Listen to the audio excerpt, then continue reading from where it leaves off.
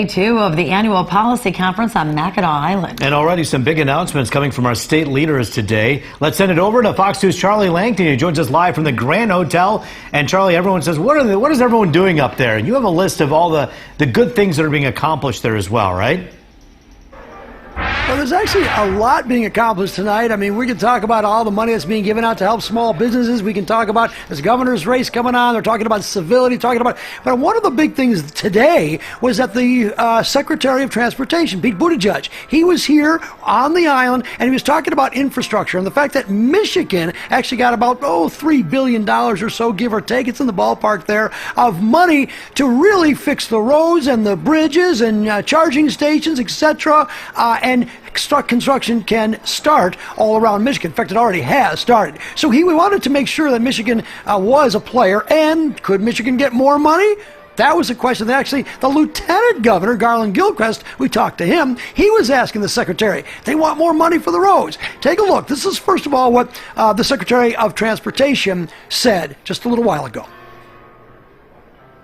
This is a perfect place to talk about what it means to drive economic growth and opportunity through good infrastructure investment. And let me tell you, for anybody who might mistakenly be thinking, why did we do all this as a state if the federal government was going to pass infrastructure legislation? Let me make very clear.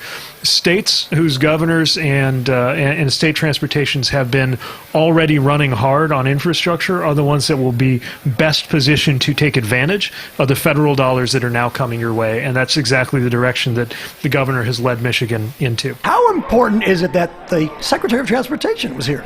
It's really important because Michigan has defined mobility for 100 years, and to have the person who's charged with the infrastructure investments on transportation and mobility, to have him here to hear from all these stakeholders that are at this conference is really important for how we're going to go forward. Can Michigan get more money from the feds? That's exactly what I talked to him about 30 minutes ago. How much? How Michigan can be well positioned to compete for all the competitive dollars. And what he let me know, and what Mayor Mitch Landrieu also let me know, and I met with him in March in Washington, D.C., is that the state of Michigan is well positioned. We have a good history of pulling down these dollars from the federal government. The jobs that they create, the infrastructure that it creates, it's going to make a difference. And so we're excited to have Michigan be a leader in that.